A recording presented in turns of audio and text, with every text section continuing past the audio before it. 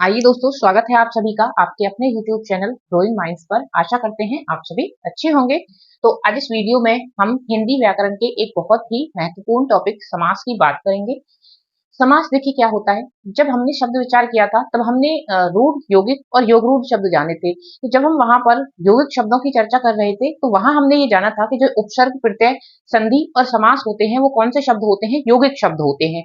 यौगिक शब्द कौन से होते हैं, जो कहीं ना कहीं दो शब्दों से मिलकर बने होते हैं, ठीक है, जिसके अंदर दो या दो से अधिक पद होते हैं, तो वो क्या होते हैं, यौगिक शब्द होते हैं। और समास क्या है, एक यौगिक शब्द है। तो फिर समास क्या हुआ, दो या दो से अधिक शब्दों के मेल से नए शब्द बनाने की क्रिया ही क्या कहलाती है, आपकी समास कहलाती है। इसमें दो शब्द अवश्य होंगे, दो से ज्यादा भी हो सकते हैं, उनसे मिलकर जो एक शब्द बनेगा वो क्या कहलाएगा, समास कहलाएगा।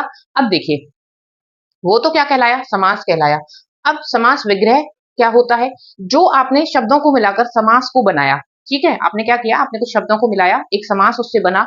अब उस समास को, उन शब्दों को, समास के अंदर जो शब्द थे उन्हें अलग करना, पृथक करना क्या कहलाता है, आपका समास विग्रह कहलाता है। मैंने यहाँ लिखा समस्त पदों को पृथक करना समास विग्रह कहलाता है। तो देखिए, समस्त पदों का क्या मतलब है, जो ये शब्द प्रयोग होते हैं ना, जैसे कि ये गंगा जल शब्द है, ये हमारा एक समास है, इसके अंदर गंगा शब्द यूज हुआ है और जल यूज हुआ है, तो ये समास के पद हैं, ठीक है, जो कि समास में यहाँ दो पद यूज हुए हैं, तो ये समस्त पद है इस समास का। तीन होते तो वो क्या होता, समस्त पद होता।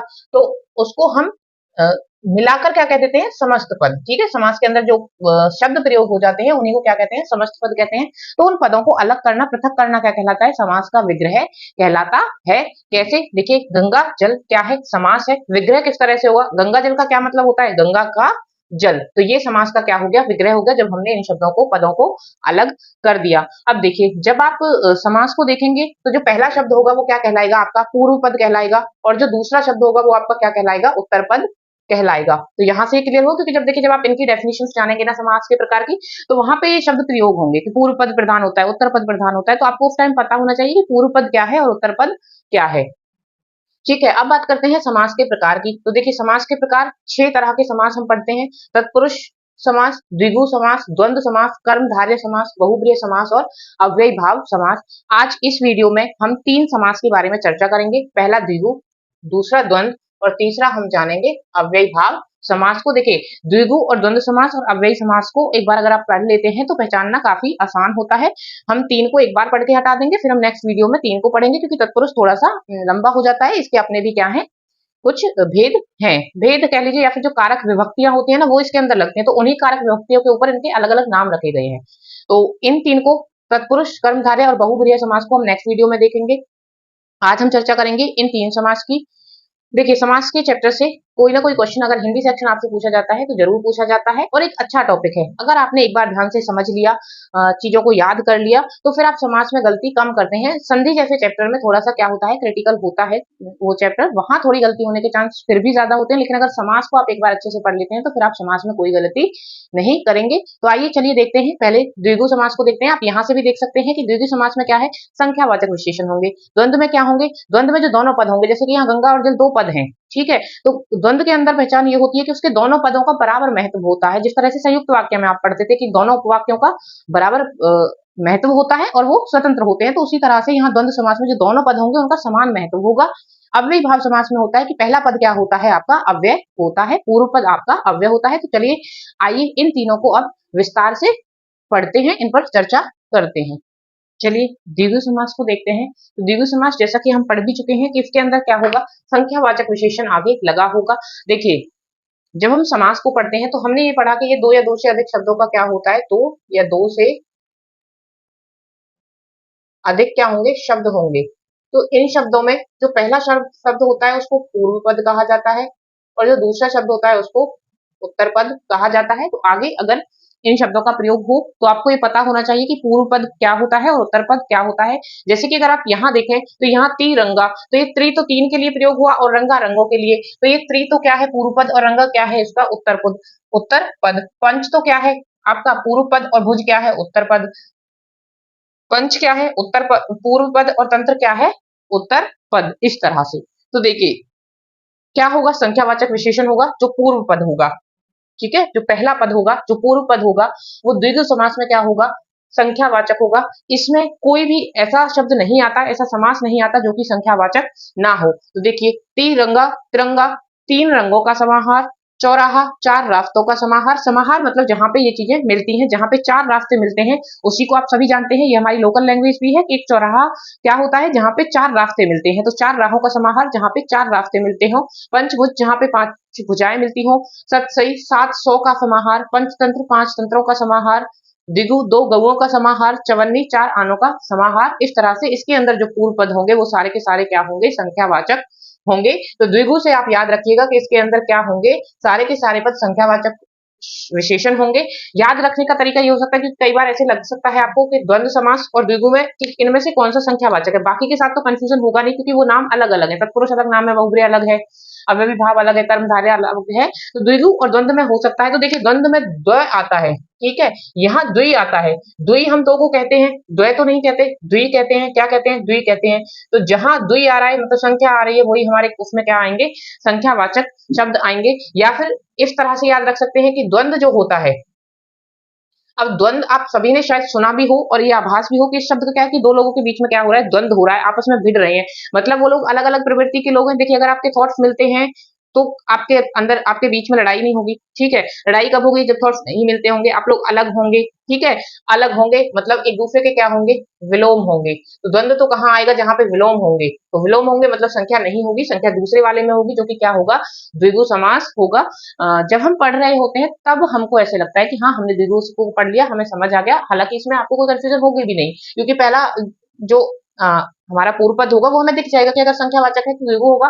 इसमें मेन प्रॉब्लम यही होती है कि एग्जाम टाइम में बैठ के दिमाग में, क्योंकि वहाँ प्रेशर भी होता है थोड़ा, तो हम द्विगु और द्वंद्व में हो सकता है कि थोड़ा सा कंफ्यूज ऐसे हो रहे हो कि कौन सा विलोम शब्द वाला है और कौन सा संख्यावाचक वाला है। तो उसका थोड़ा सा एक हिंट मैंने आपको दे दिया है।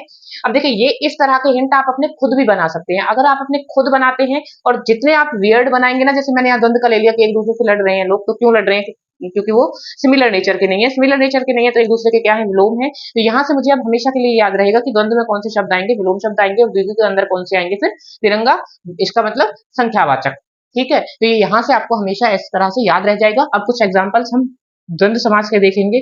द्वंद्व समास के अंदर क्या होगा, आपको विलोम शब्द मिलेंगे ज्यादातर। कैसे शब्द होंगे, ये विलोम शब्द होंगे।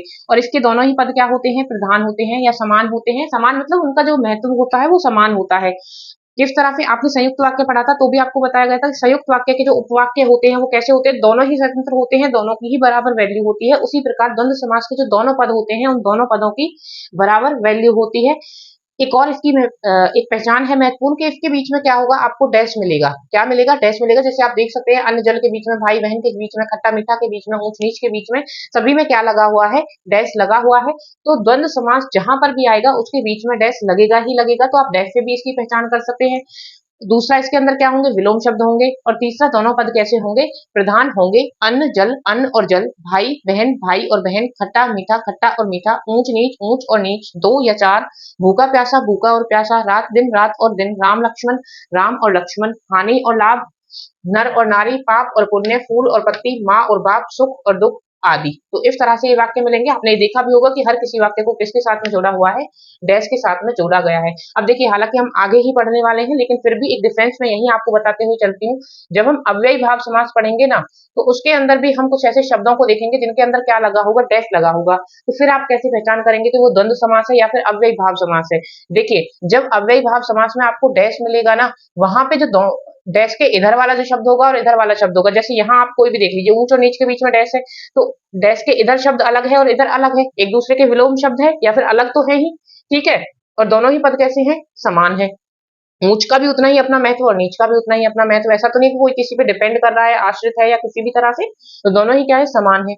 यहाँ पर जब आपको अव्ययी भाव में डैश मिलेगी तो यहाँ भी वही शब्द होगा और यहाँ भी सेम शब्द आपको मिलेगा। इट मीन्स यहाँ पे जो शब्द होंगे वो रिपीटेड होंगे। कैसे होंगे, रिपीटेड शब्द होंगे।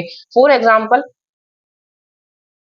साफ, साफ, गांव, गांव। तो देखिए, यहाँ पे भी डैश लगा हुआ है, लेकिन जो शब्द क्या है वो सेम ही शब्द है, डैश के इधर भी और डैश के इधर भी। तो ये कौन से होंगे, ये अव्ययी भाव समास होंगे। तो चलिए आइए, अब अव्ययी भाव समास को ही हमें देखना है। अव्ययी भाव समास में क्या होता है, पहला पद क्या होता है आपका, अव्यय होता है। अव्यय हम समझ चुके हैं, वह शब्द होते हैं जिन पर लिंग, क्रिया, वचन आदि के बदलने से कोई भी प्रभाव नहीं पड़ता है और जो समस्त पद होगा, पहला पद तो अव्यय होगा, जो पूर्व पद होगा, लेकिन उससे मिलकर जो समस्त पद बनेगा, इसका मतलब जो अव्ययी भाव समास बनेगा वह भी पूरी तरह से किसका काम करेगा, एक अव्यय की तरह काम करेगा। अब देखिए इसकी पहचान क्या होती है, ये आप बाद में देखिएगा, पहले हम इसके उदाहरण देख लेते हैं।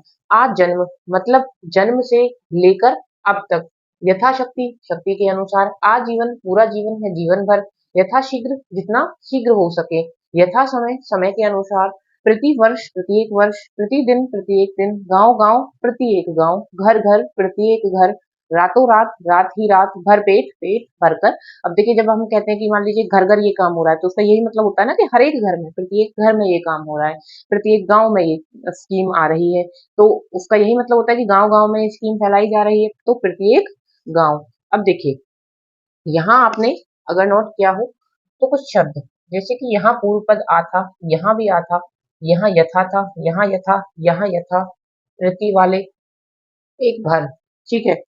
तो यही इसकी पहचान भी होते हैं कि जिन शब्दों में आगे जो पूर्व पद होता है वो यथा, आ, प्रति, भर, या फिर शब्द कैसे होने चाहिए, रिपीटेड होने चाहिए। हमने लास्ट में भी ये देखा है कि अगर बीच में डैश लगा है और दोनों सेम शब्द हैं दोनों तरफ में, तो इसमें कौन सा समास होगा, अव्ययी भाव समास होगा। तो अगर आपको डेफिनेशन भी नहीं पता, आपको ये भी नहीं पता कि अव्यय क्या होता है, पहला शब्द कौन सा है, दूसरा शब्द कौन सा है, कौन सा पूर्व पद है, कौन सा उत्तर पद है, किसकी तरह काम कर रहा है, जाने दीजिए। हमें क्या करना है, हमें अपने एग्जाम में अपना क्वेश्चन ठीक करके आना है। तो वैसे तो देखिए बेसिक नॉलेज होनी चाहिए, लेकिन फिर भी मान लीजिए कि जब दी में ही आपका कोई एग्जाम है, तो क्या कर लेना है, हमने सिर्फ पहचान को याद कर लेना है। तीन समास हमारे इसी तरह से बहुत आसानी से क्लियर हो जाते हैं। द्विगु, द्वि मतलब दो, जिसमें की गिनती आ रही है, संख्या आ रही है, वो संख्यावाचक विशेषण वाले होते हैं। उसके बाद हमने द्वंद्व पढ़ा, द्वंद्व हो रहा है, अलग अलग विशेषताओं वाले लोग हैं, मतलब विलोम शब्द जिनके अंदर आते हैं वो आ गए। और यहाँ पर क्या है, ये शब्द इन शब्दों के आगे लगे होंगे आ, यथा, प्रति, भर, और या फिर क्या होंगे, रिपीटेड शब्द अगर होंगे तो वो क्या होगा, आपका अव्ययी भाव समास होगा। क्या होगा वह आपका अव्ययी भाव समास होगा। अब देखिए एक एग्जाम्पल इसका है, हर घड़ी, ठीक है। अब देखिए हर घड़ी में क्या है, जब आप इसका समास विग्रह करेंगे, कल नहीं सॉरी शुरू में हमने ये जाना था कि समास विग्रह क्या होगा, समास को तोड़ना। तो इसका जो समास विग्रह होगा वो घर घर होगा। तो देखिए जो पहचान आपको यहाँ बताई गई है वो इसके समास विग्रह में आपको मिलेगी, ठीक है। तो आप इस तरह से समास विग्रह कर कर भी देख सकते हैं, क्योंकि हो सकता है आप कितना भी पढ़ लीजिए, कोई आपको कितना भी पढ़ा ले, 100% की अगर कोई गारंटी दे रहा है तो देखिए वो झूठ बोल रहा है, क्योंकि आप भी इतने समझदार हैं कि ऐसा हो नहीं सकता कि 100% चीजें आपके सामने रख दी जाए। हाँ वो 100% आएगा इसी में से, ठीक है, लेकिन थोड़ा सा वो घुमा फिरा के आ सकता है, जरूरी नहीं है कि जो आपके सामने है बिल्कुल जो आपको बताया जा रहा है वही हो। बस आपने जो समझा है उस लॉजिक को आपने कहीं ना कहीं लगाना होगा, जिससे कि आप अपना क्वेश्चन कर पाएंगे। ऐसा नहीं होगा कि आप इतना समझने के बाद इसमें कुछ ऐसा रह गया है जो बताना आपको बाकी था, ऐसा नहीं है। लेकिन क्योंकि वो देखिए एग्जामिनर है, अब वोकेबुलरी कितनी बड़ी है, ठीक है, उसकी कोई सीमा नहीं है कि आपको हर शब्द बता दिया जाए कि कौन सा समास बनेगा। तो फिर वहां हमें अगर कोई बहुत अलग शब्द हमारे सामने या हमने जो नहीं पढ़ा है उसमें से हमारे सामने आता है, तो फिर अपना लॉजिक लगाइए, वो द्विगु हो सकता है, वो द्वंद्व हो सकता है, वो अव्ययी भाव हो सकता है। क्योंकि जब आप सारे समास पढ़ लेंगे तो आप एलिमिनेट भी कर पाएंगे ना कि हाँ ये नहीं हो सकता। अगर संख्यावाचक शब्द आगे नहीं होगा तो हमको पता है कि वो द्विगु नहीं होगा, अगर द्विगु एग्जाम्पल में दिया है तो वो गलत होगा। तो इस तरह से आप अपना लॉजिक भी लगा सकते हैं। तो अब आपने 3 समास कर लिए हैं और इन 3 समास में आपको कोई भी प्रॉब्लम नहीं होगी, ऐसी मुझे पूरी उम्मीद है। ध्यान रखिएगा द्विगु संख्यावाचक होते हैं, द्वंद्व के अंदर विलोम शब्द होते हैं, और अव्ययी भाव में या तो ये याद रख लीजिए कि अव्यय होता है शब्द, या फिर उसकी पहचान को याद रख लीजिए कि आ, यथा, प्रति, भर और रिपीटेड शब्द मोस्टली, देखिए ये 100% वाली कंडीशन नहीं होती है, मोस्टली यही शब्द आएंगे, ठीक है। एक और चीज है, देखिए अव्यय, अव्यय को एक तरह आपको समझाने की कोशिश करती हूँ। यहाँ देखिए, यहाँ ये यथा शब्द किसके साथ लगा, शक्ति के साथ, स्त्रीलिंग शब्द हो गया। समय के साथ लगा, क्या हो गया, पुल्लिंग शब्द हो गया, ठीक है। समय कैसा है, पुल्लिंग शब्द है ना, और ये शक्ति कैसा है, स्त्रीलिंग शब्द है। अब देखिए यथा जो शब्द है क्या वो बदला, स्त्री या पुल्लिंग, लिंग बदलने से बदला, नहीं बदला। तो ये शब्द ऐसे इस लिंग या फिर वचन कारक इत्यादि की वजह से नहीं बदलते हैं, वही हमारे क्या होते हैं, अव्यय शब्द होते हैं।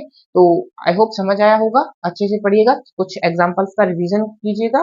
मिलेंगे नेक्स्ट वीडियो में जो समास रहते हैं उनके साथ में, और उन पर डिटेल में चर्चा करेंगे। और उससे नेक्स्ट वीडियो में हम कुछ क्वेश्चंस भी देखेंगे कि किस तरह से समाज में से क्वेश्चन आपसे पूछे जाते हैं। तो अपना ध्यान रखिएगा। इस वीडियो में इतना ही, मिलते हैं नेक्स्ट वीडियो में।